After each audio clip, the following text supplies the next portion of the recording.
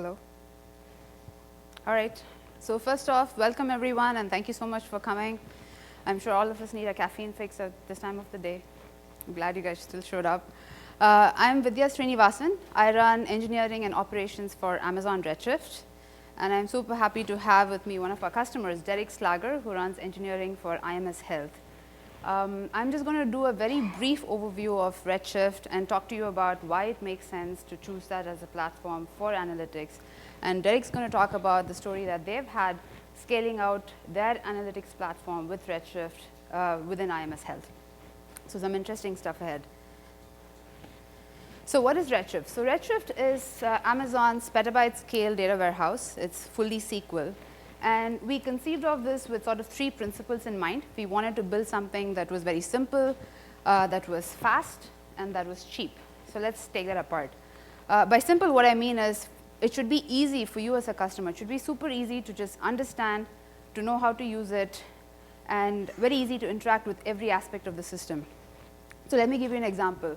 Prior to launch, we launched on Valentine's Day last year. Prior to launch, we had a goal of, you should be able to start up a data warehouse, create a Redshift cluster within the same time it takes to go buy a book on Amazon.com. And that seemed kind of ambitious at the time. But we've been working on it, and at this point, we can create a Redshift cluster. On an average, we see the create times is around 2.5 to 3 minutes. So, pretty close. And we want to just take that beyond just creation, right? We want it to be easy to query, easy to copy data into Redshift, and easy in the sense you don't have to worry about all the failures that happen behind the scenes, and singularly just focus on getting value out of your data and leveraging your data warehouse. That's sort of what simplicity is all about. The second thing is speed. People want things really fast. So I get the opportunity to talk to a good set of my customers every week on a lot of customer calls, and I'm yet to come across a conversation where someone's telling me, okay, Vidya, please slow down my queries by 20%. It's just too fast. That never happens, right? There's just more and more data to deal with and fewer hours to crunch through them and get your reporting done. And so Redshift was built as an MPP system, so it can scale out, and it is built as a columnar system, both of which gives you tremendous speed. And the third aspect is cheap. Again, doesn't need all that much motivation. We entered the industry a year and a half ago, and we wanted to make this offering such that one didn't have to make very tough choices between what data to keep and what data to let go, because a lot of the data actually does not make its way to the data warehouse. So we priced this so you can create a Redshift cluster for as low as $1,000 per terabyte per year of managed storage. This is managed and compressed, 1,000 per year. So that's the very quick overview of what it's all about. I want to dig just a little bit into the architecture. So we are a clustered architecture. We have one leader node and any number of compute nodes. You get to pick how many compute nodes you want in the system. And this entire thing is within Amazon's HPC network. We use a 10 gig minimally oversubscribed network internally. And the leader node serves three functions. It's responsible for acting as a SQL endpoint to all the clients outside. So all your BI tools, ETL tools, anything that wants to connect to Redshift connects through an ODBC or a JDBC connection using standard PostgreSQL drivers through the leader node. Nobody outside can actually connect to any of the compute nodes for security purposes. Now, the leader node also stores all the metadata for the service, so it stores all the catalog information, system tables, etc.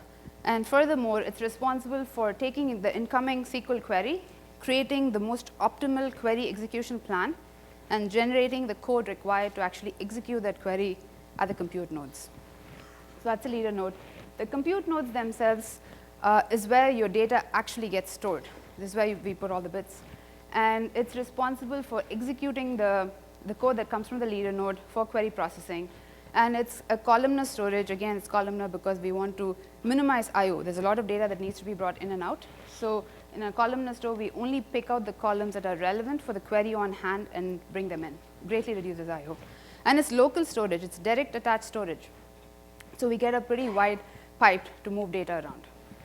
The other characteristic of the compute nodes is just that it is a scale-out system. So all the major operations, all the really intensive operations happen in parallel, node-to-node parallel. Whether you're loading from S3 or coming in from EMR or DynamoDB or just doing an SSH into the node, It all happens in parallel, and what that really means is if you add another node, you get better performance. The nodes, again, we offer 2 instance types for the nodes. You can go with magnetic storage or SSDs, depending on what your workload is and what your requirements are. The HDDs, or the magnet DW1s, you can start at 2 terabytes and go all the way to 2 petabytes, a single 2 petabyte cluster with 128 nodes. And in this case, it's magnetic storage, so it's lower than SSDs. With SSDs, you can start with a lower, smaller data set size. You can start at 160 gigs and go all the way to 356 terabytes. And the choice between the two is really a trade-off between price and performance. So the SSDs are 5.5 times more expensive and 10 to 15 times faster. So it really depends on your data set size and your SLAs around how fast you want things to go. I just want to quickly touch on how we deal with durability and failures, because we are a managed service, so you might wonder, what are we managing? So with respect to durability, we have a couple of things. Every time you store a byte in Redshift, there is one primary copy that makes it. There is a secondary in-cluster copy that gets made synchronously, and there's a third copy that goes to S3 asynchronously. So you have 3 copies every time. And the backups that we do are automatic, continuous, and incremental, meaning when you create a cluster, we automatically start backing things up. And it happens continuously as you make changes to your data. Every new block that gets added gets transferred to S3 for a backup. And we do it incrementally, meaning we don't redundantly store data. When you're dealing with petabyte scale, you don't want to waste storage. So we are smart about figuring out what is the delta change, store it, and then chain the blocks in such a way that we can come back to a consistent point-in-time image for your database. So that's about durability.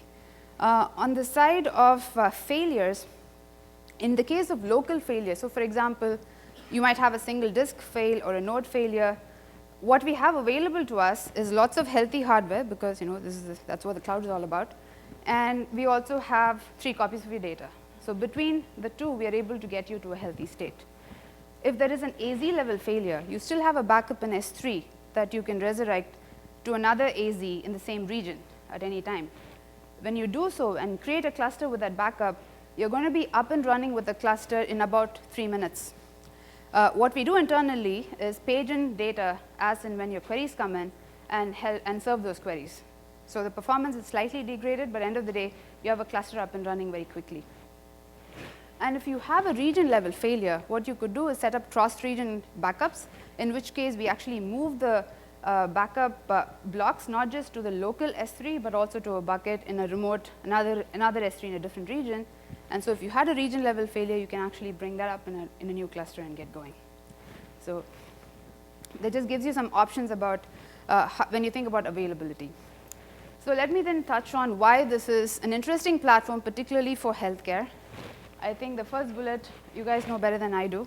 But essentially, the healthcare industry as a whole is going through some sort of a big data revolution or big data reinvention, as the Philips person mentioned this morning. There's just so much more data that's being generated and becoming publicly available. There's always been historical R&D data and medical databases, and now add to that data that's coming in from sensory devices holding information about vital stats, or whether it is digitized patient records. And then there's lots of government regulations wherein there's more transparency around the data from clinical trials as well as insurance coverage, et cetera. In parallel, the healthcare costs have been going up. And so there is a need for the industry as a whole to figure out how you leverage all of this information, all of this that's available to you, and figure out how you can drive better outcomes. And so that's really the need. And why is Redshift suitable? Well, there is a lot of data.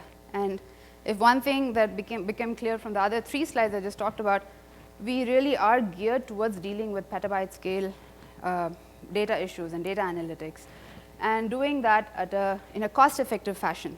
$1,000 per terabyte per year. And we also give multiple options with respect to how you can create and manage your clusters.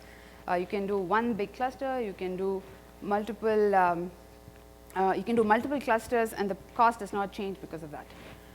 And finally, the other big reason is this is certainly a domain where security matters a great deal, security and compliance. And with Redshift, we've actually treated security as a first-class citizen right from day one. When we launched last year, we launched with encryption. And we've always believed that having all the security features in play will be a big needle mover for us, especially with our more security-conscious customers, such as healthcare and financial. So let me spend a little bit of time about why we are secure. So there are two aspects to this. On one side, we have encryption, and then we have auditing. So on the encryption side, data gets encrypted at the source when it's in transit and when it makes it into the cluster. So at the source, whether you're S3 or Dynamo or where you're coming from, you need to give us the key so that we decrypt that and make sense of the data. When it's en route coming to Redshift, whether it's internally through AWS or outside, we use SSL. So it's encrypted en route. In fact, recently we added support for elliptic curve Diffie-Hellman with ephemeral keys, which affords perfect forward security. And what that really means is if there was somebody sitting there grabbing all the encrypted traffic, and for some reason, if the long-term secret is compromised at a future point in time, they will still not be able to use that to decrypt the traffic that was already captured. So it's a nice feature. And if you think about once data makes it into the Redshift cluster, we encrypt every single block with a different key within the cluster, and then we use a scheme of hierarchical keys and envelope encryption to encrypt the keys for the blocks with another key, and it's a hierarchical thing. And the reason we do it this way is you don't want to go ahead and rotate the block keys, because that would require re-encrypting your entire data set, which is huge. So what you end up doing instead is rotating the other levels of keys in this. And you could even do it so that the top level key actually has to be given to us by your HSM. HSM may be either local or on-prem, but essentially we would have to come to you for every time we want to access the data in the cluster to get that key at that point in time so that we may go on and make sense of your data. So lots of work. We spend a lot of time in getting these features in and working on security and staying on top of what's coming out. On the auditing side, we audit all the database activity in an S3 bucket of your choice. That's all the DML stuff, who accesses what tables, et cetera. On the API front, we are integrated with CloudTrail. That's an AWS service that authentically manages all the access that has happened to the API, who has accessed what API, et cetera. And of course, we leverage VPC and security groups and all the regular stuff. So with that, we've been able to get certified for a whole host of regulations, including HIPAA, which might be relevant for this group. So the last chart. I just wanted to point out here, the only thing is we don't exist in isolation. Data warehouse is part of a life cycle of things that you do. Typically, the common use case, the way things are set up is you start with some storage where you put all your data, say it's S3, then you move it to some sort of a compute, EC2 or EMR, where you cleanse the data, you summarize it, you validate it, and then dump it into a data warehouse like Redshift. And finally, you run some kind of a BI tool on top to make pretty charts and pictures and reports and the rest of it. All right, so that's the brief overview. I'm now going to hand it off to Derek.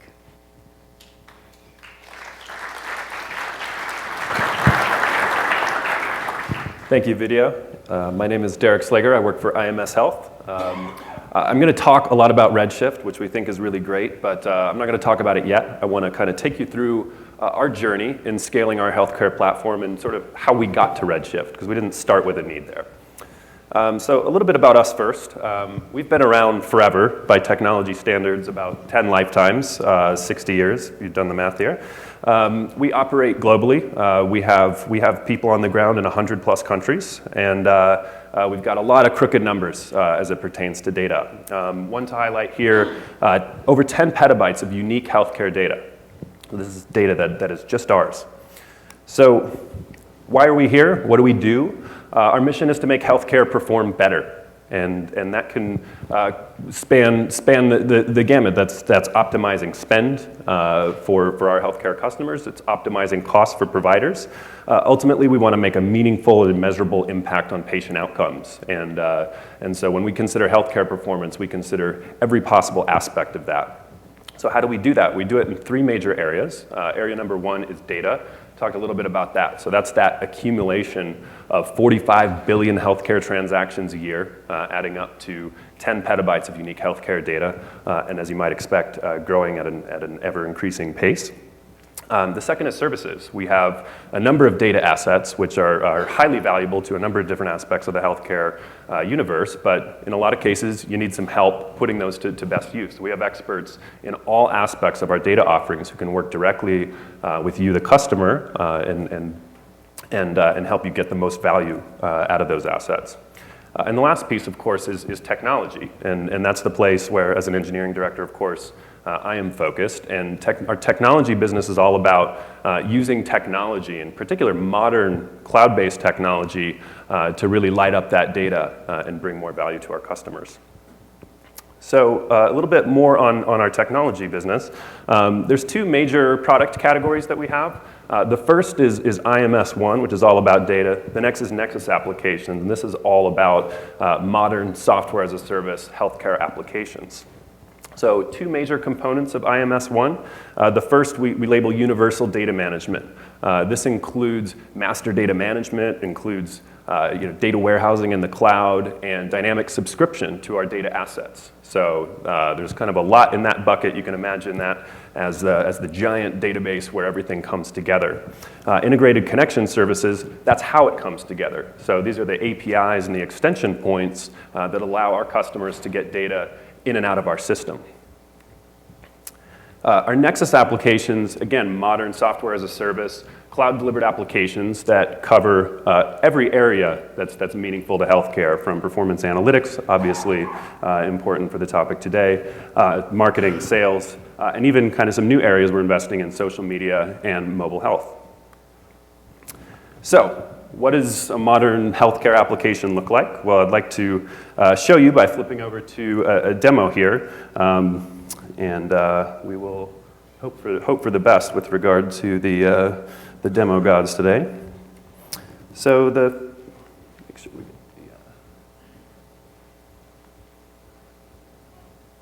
So what we're looking at here is our segmentation screen. So basically, we talked about our data, but we also bring together data from our customers, from third parties. And once it's all together, the first thing you typically want to do is get your head around it, understand it. So here we have our segmentation user interface. You can see on the left-hand side here where the mouse is, there's a whole bunch of different types of data that you can look at. And if you enumerate through that, you see a lot of healthcare-specific data. You also see data that may come from third parties and from our customers themselves. So everything from website visits, SMS activity, email activity, scripts, and core information about HCPs or healthcare providers. So you can see on the right-hand side, I can create some very complex queries, and I can do this in a really, really simple way. I don't have to write SQL. I don't even have to know how things join together. I just get this really nice, clean model and this nice UI. So I can take things and even do advanced things like drag this into here and group those together and say either or. At any point, I can just click the search button and get an up-to-date count. And so it's a very interactive process. And you can see it's very kind of real-time oriented. We don't want people to have to click that search button and go get a cup of coffee. So we're really driven by creating fantastic user experience. Maybe the universe is a little bit larger than we expected it to be, so it's very easy to further filter this down. So here maybe I want to filter it down to just a particular city. So I can just drag that in. I have a number of options for how we might want to look at that city. So I'll look for folks who are in Brussels. Notice as I'm typing, it's giving me dynamic autocomplete based on my actual data. The other thing to point out is just above where I'm typing, it's actually counting in real time. So every single character that I type, we dynamically look at the data and figure out how many records that matches. So I can, as I'm going, get a really quick sense for how this is going to impact my query. And then, of course, I can drill down and look at the actual data. It automatically builds this results view based on all of the questions that I was asking in my segment. So segments are great, but of course, once you have a segment, typically you want to take some action. So the next thing I'd like to show you is what we call journeys. So journeys is a really cool automated life cycle and workflow campaign. Think of it like Visio, but it does stuff. So it's pretty cool. So this is an example of a journey that we built for a sales rep triggered symposium invitation. And the way that journeys works is basically there's a big start step. And the start step basically figures out how people get inside this web of interesting stuff. So you can see it's quite sophisticated. I can automatically trigger based on activity. I can filter the healthcare providers. I can filter also based on the actual triggering activity. So it's quite rich and quite sophisticated. But I can also simply add one of the segments that I've previously created. So in this case, I can just immediately add the segment that we built in the other screen. So again, this isn't just segment in isolation. This is fully integrated into the application experience. So once that segment is injected into this journey, things will just automatically start happening. The first thing that will happen is we'll evaluate the preferred communication channel, right? This is a multi-channel system, and that's really critical, right? Reaching healthcare providers is a much more complex process than it used to be when you would just send your sales reps out in the field. So in this case, if they prefer email, we'll send them an invitation via email. Otherwise, we'll send them a direct mail. And you might be thinking, direct mail? Well, how do you do that? Do you print something out using their installed Word? Well, no, actually, this is fully integrated. So you can see on direct mail, we can actually ship automatically prepared lists of folks who qualify for these different steps directly to the direct mail providers, and we send tracking codes and other things. We can even set the send schedule. Emails, as you might expect, are automatically created, managed, and sent from within the system itself, and there's a ton of functionality there.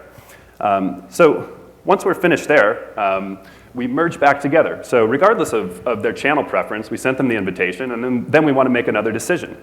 So in this case, we want to know, well, did they register? So deciding whether or not they registered is pretty straightforward because we can just use that same rich segmentation that we had before.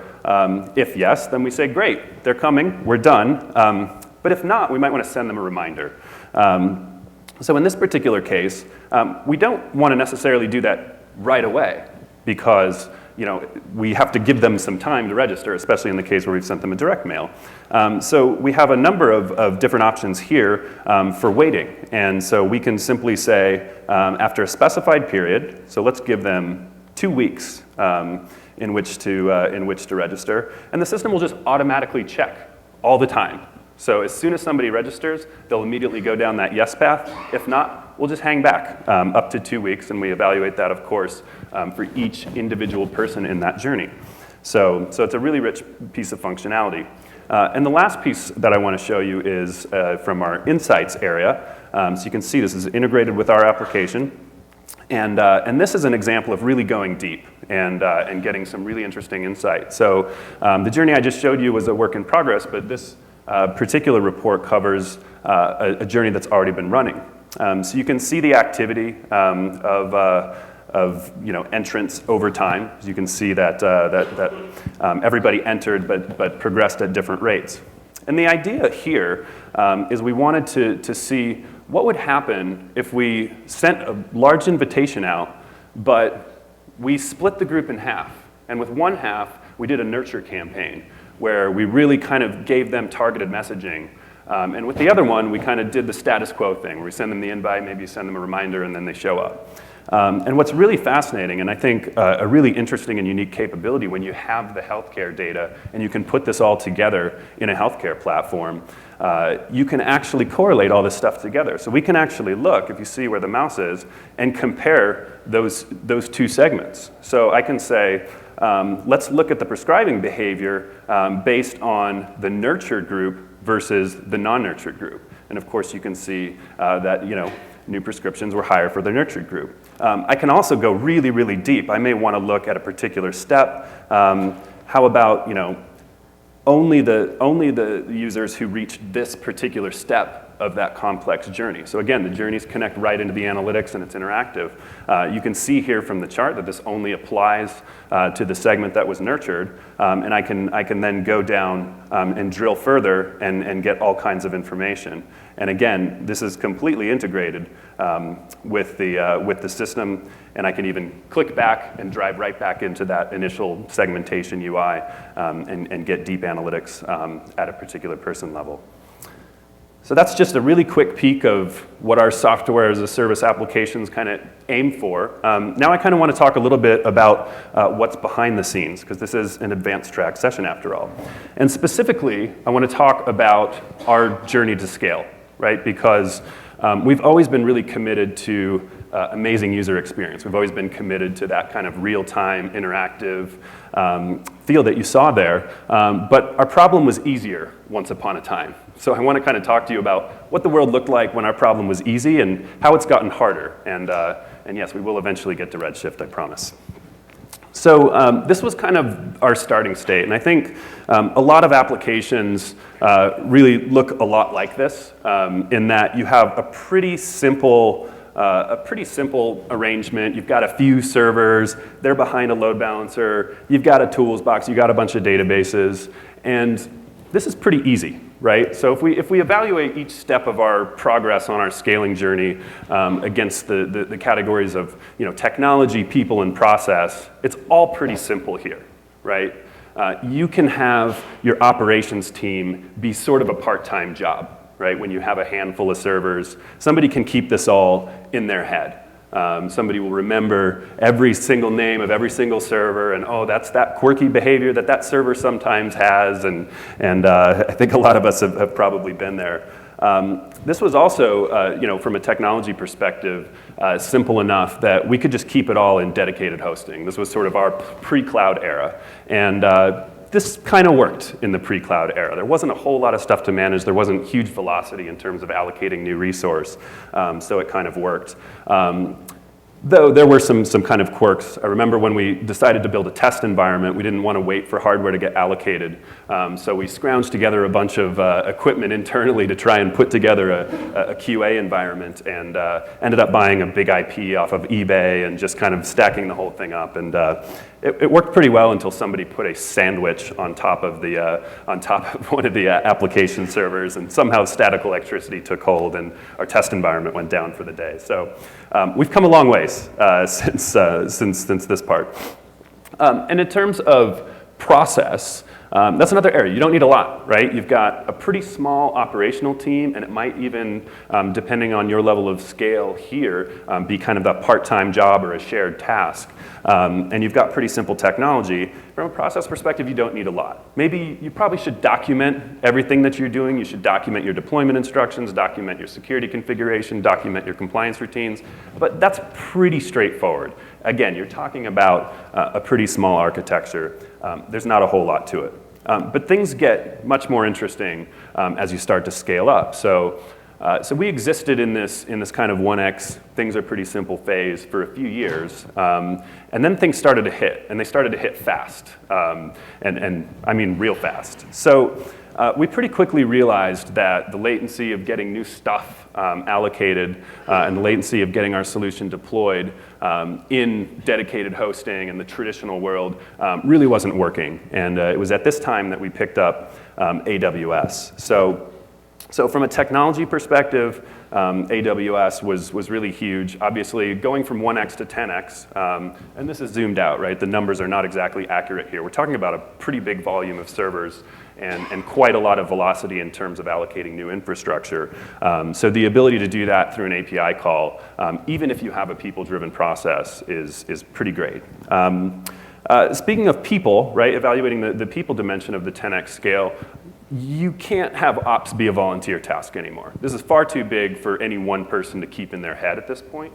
And you probably also need to consider splitting the roles. So a lot of people kind of think of ops as just this big bucket of, okay, we've got our dev people and our ops people, and we put a big wall between them, and the dev people throw their stuff over to ops, and then ops deals with it, and everything's great. That's really not how it works, and obviously, the more modern DevOps workflows and the things that AWS and the cloud enables obviously call for a more sophisticated model. So I'd say somewhere on your run up from 1x to 10x is when you really need to split and partition those roles and understand what's on the kind of, protective side and the reactive side and what's on the proactive automation side. You really need to start automating at this 10x scale. You don't have to necessarily automate everything, but you need some automation, at least within one category where you provision a lot. So obviously being in healthcare, we provision a lot of data and a lot of data nodes of all sorts of varieties. So that's really the area where we focused our initial automation is on bringing up lots and lots of data nodes. The other thing to consider from a process perspective is monitoring, right? When you have 10, 15 servers and something's going wrong, you could theoretically go and look at all of them and say, yeah, looks okay here, yep, looks okay here. That doesn't work with even 25 servers, but when you start talking 50, 100, 150, it's impossible, and you will be down if you don't have monitoring. So if you see scale coming up, think about monitoring immediately, and think about everything you need to monitor. This is really not just about, is the CPU spiking or am I about to run out of disk space? Start there. But really think about the characteristics of your application and the specifics. I mean, what that application actually does. We have thousands and thousands of individual things that we monitor across our healthcare platform down to the individual queue buffer length levels so that we can make sure if something is going wrong, or in the best case, if something's about to go wrong, we can diagnose it and we understand what's going on there. So that's a really critical thing. You can't avoid it at this scale. The other thing that starts to get interesting, obviously you scale out, there's more velocity of infrastructure that you need to add, so that's a lot more interesting. But your use cases also start to get more difficult as you take on more and more into the platform. So one of the things that was really challenging for us in this phase of our growth was running queries. So you saw in the demo, we were really driving that real-time use case. And that was getting really tough because the data volumes were growing. As you can see, we let people sort of arbitrarily run queries and put questions together, and we didn't want to limit them, right? Every customer we talked to had different things that they cared about, different custom data that they had, different parts of our data that they wanted to consume. So it wasn't the sort of thing where we could just say, well, you can only query these 5 fields and we'll make some indexes and then everything will be fine. That just wasn't going to meet the use case. So we had to do something different than just issuing queries to a database engine. And so the way that we solved this was by developing a technology that we call FFT, or Fast Find Transform, find being our name for queries. So this is sort of a high-level view of how we process queries using FFT. It's a little bit more complicated behind the scenes, but this gives you the general idea. So typically, when you want to run a query, you put together a bunch of criteria, put it together in a syntactically correct manner, ship it off to the database engine, and hope for the best, right?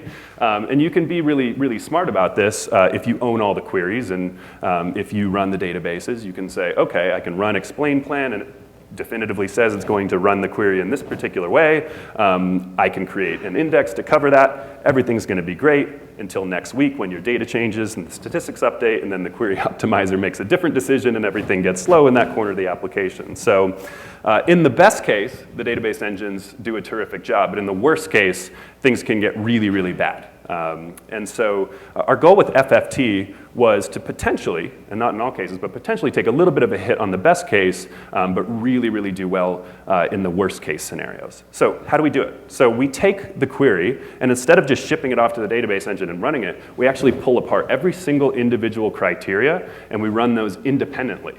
And yes, we can run those in parallel, which also helps as you scale out your data layer. So once we've run each fragment of this query independently, then we store the result. So you can see on the left side, I've got a list of numbers representing the IDs, the unique IDs for that particular slice. On the right side, I have the unique IDs for that particular slice. So Great. Why do that, right? That sounds like that's a little bit more complicated. And some of those lists could be pretty long, right? Yes, and we have some fancy ways of controlling the list length by doing inversions and things like that. But the really key point to remember here is that we cache these.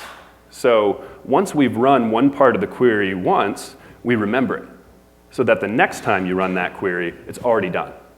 And so that's a really important aspect. You saw that kind of iterative workflow in the segmentation UI. That's really what we're targeting here. So you're going to be reusing a lot of different pieces. And so this is really well targeted to those use cases. So great, so we've got these lists of numbers, but we're trying to get the count. How does this actually work? So you can see here that it simply does an in-memory merge. All the lists are stored in memory at all times. An in-memory merge, as you might expect, is extremely fast. So we find all of the matching elements, and then we build the resultant set. In some cases, we will even cache these intermediate sets for large data sets, particularly when they have inversions and other filters applied, because it can be a little bit expensive. But once you have that final list, you can just take the count. So obviously, the count is 3. So this is great, but people who have thrown caching at performance problems in the past might be thinking, yeah, caching's great, and then data changes, and everything goes back to where you started. Fortunately, we thought about that. So one of the key things that we built into FFT is the ability to track data changing in the system as it changes. So when we issue an insert through the system, that goes through an API call in all cases, whether it's an ETL or somebody uploading a spreadsheet through the application itself. No matter how the data gets in, it goes through this engine. And we analyze every single change that happens in the system, and we generate what we call a data delta. So in this case, somebody's adding a new record that has 99 and some particular values. So we capture that data delta, and then within the FFT engine, we evaluate that data delta against every single cached list that we may have to find out if it may be invalidating that particular thing. We do a minimal query, a one-row query to ensure, because we can't always know with certainty if it actually is impacted. And once we've done that very fast one-row query, we can confidently just insert it into the set. And so as the data changes, we don't have to rerun that whole query to rebuild the list. So the lists are constantly dynamically changing. And again, anytime somebody asks that same question, it's nearly instantaneous. So FFT has been really a fantastic piece of technology for our segmentation engine. But workloads get larger, and not everything fits that segmentation use case. So 100x definitely brings some new challenges. So again, evaluating this against people, process, and technology.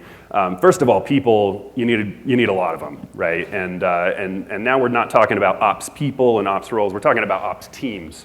Once you get into this range. I mean, we're talking about many hundreds of servers that you're running at this level of scale. So it's really critical that you have the people in the right roles to be able to take that. From a process perspective, if you haven't automated by now, it's over. I mean, you have to automate absolutely rigorously because things may grow naturally and organically in a single environment.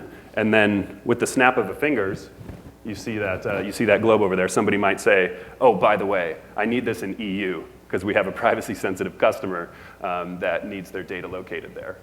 Then what, right? So if you haven't automated, and I mean really automated, you're going to be in some trouble. So once you get into that 10x, you should be starting to automate really significantly. From 10 to 100, you got to make automation your mission. Internally, we think of automation as a product, and we have really elite engineers working on our automation stack. And that's an area that's really critical. So technology, obviously lots of interesting problems to solve when you have this size of a deployment. Touching a little bit more on the ops thing, one of the things you realize as you get into automation, right? Everyone sort of starts with the dream of automation as, yeah, we'll write 500 or 600 lines of Chef or Puppet or whatever your favorite is, and everything's going to be great. But when you really set out and you say the mission is to automate everything, And I mean everything, not only all of these machines, but all the mistakes and all the shortcuts that you took in that 1x and 10x phase. You got to automate all that stuff too. When that becomes your mission, you got to get super deep on your automation stack. So you really need to bring in people who are experts or capable of becoming experts in your technology of choice. And yeah, the technology of choice matters quite a bit here. I mentioned that we staff really high-end engineers in our automation department. They chose to use SaltStack, which we found to be a very good fit for the type of resource that's really in the engineering mindset. They like declarative, but they also like to have control, and they like to have a powerful language behind that when they need to break out. And you will need to break out well in advance of getting to this phase. So just to give you an example of something that we had to do, so this is, for those who are familiar with Salt Cloud, this is a pretty basic Salt Cloud template, and this will certainly look familiar to you. And we had a whole bunch of these when we were kind of in that 10x phase on our way up. But the problem is, if I can highlight here, you've got a lot of kind of specific stuff. Some VPC scope stuff in there that's really quite specific. So I can't take this template and use it outside of US West 2, and in fact inside a particular VPC inside US West 2, unless I make a copy of it and change some things. So we actually took Salt Cloud and extended it so that we could take all of the region and VPC specific stuff away. So basically, we've changed Salt Cloud such that we have very general purpose templates. So instead of saying this subnet, we say DB subnet, and that's kind of an alias. So then at runtime, when our scripts run, we take the VPC configuration, and we take these templates, we compose them together, and then we get that same experience of the more literal Salt Cloud, but of course, we get it in a much more manageable and maintainable way. These are the sorts of things you really need to do in order to get your head around things. And as I mentioned, we have a very global presence, so these are things that are just, you have to do it in order to spin up in new data centers as they become available. And fortunately, our friends at AWS are giving us lots of new opportunities to run these scripts. And of course, Redshift, we finally get to Redshift. So you saw the segmentation UI. Not everything is a segmentation use case. So we have a lot of kind of arbitrary analytical use cases. And FFT isn't always the right answer for those sorts of things. So we really, as the data volumes went up and the variety of questions and the variety of really interesting things, as you saw in our insights capability, continued to scale up, we needed a more robust technology solution. And so we actually spent a lot of time, and I mean a lot of time, actively researching. Analytics is deeply important to our organization at the data, services, and technology tiers. So we had near armies of people evaluating every single MPP technology under the sun. We hired somebody who built an MPP solution in roughly the same era as Redshift was coming up, and we put them together and said, let's come up with the right decision for the next era of our development. We have to get this right. We're scaling really fast. And Redshift just ticked all the boxes for us. Vidya talked about their obsession with security. As you might expect, being in healthcare, this is absolute table stakes for us. So if they had decided to launch Redshift without encryption, for example, we'd have said, that's interesting, talk to us when you're ready for healthcare. So Redshift really positioned themselves well for our use cases. They've worked very well with us in terms of evaluating future use cases, and we have a lot of interesting things that we're looking to do in the future. Just to touch briefly on how we integrate Redshift into our architecture, we still bring a large amount of data into that transactional store. That's where FFT and some of our other services run off of. But we wanted to make sure that you could use Redshift without always having to spin up ETL processes and sort of redundantly put data into other places. The nice thing is the entirety of our data infrastructure is metadata driven. So it's completely customizable. And so we have all of the rules in metadata to describe every aspect of our data. So what we were able to do is come up with a very general solution. So our transactional server generates binary logs. And so we have technology that we're using to read those binary logs, compose that together with metadata and rules for transformation, and then put those into Redshift automatically. And so the way we do that efficiently is what we call micro batches. So basically, we want to get data into Redshift as close to real time as possible. Redshift architecturally is not designed to be a transactional system, as you know. So it wouldn't be efficient to do every single insert into Redshift. So instead, we take groups and push them in. So we get near real time Redshift integration effectively for free because you don't need to actually spin up a separate ETL process to get that data in there. So 100x has brought very significant challenges, and we've been very fortunate to have great partners like AWS and great products like Redshift to help us weather that storm. Looking ahead, though, we're looking ahead to 1000x. So we've announced here at reInvent that we at IMS Health are bringing our entire commercial application stack to AWS. So this is a really big deal. A lot of our AWS footprint is focused on a couple of our application offerings. We're bringing the rest. We're bringing IMS One. We're bringing it all. So we are very quickly, over the next couple of years, going to be looking at going from 100 to 1,000. And if you take all of the things that you have to do there, really what we're doing is building a secure healthcare platform as a service. That's what we have to do in order to reach that next level of scale. You have to package up and productize every single aspect of your infrastructure in order to win. So the clock is ticking down on us, and in fact has paused quite conveniently. Right as I mention it. But we will be available out in the alcove for questions. So we don't have time for questions here, but if you have questions, happy to take them in the alcove. So thank you very much for your time.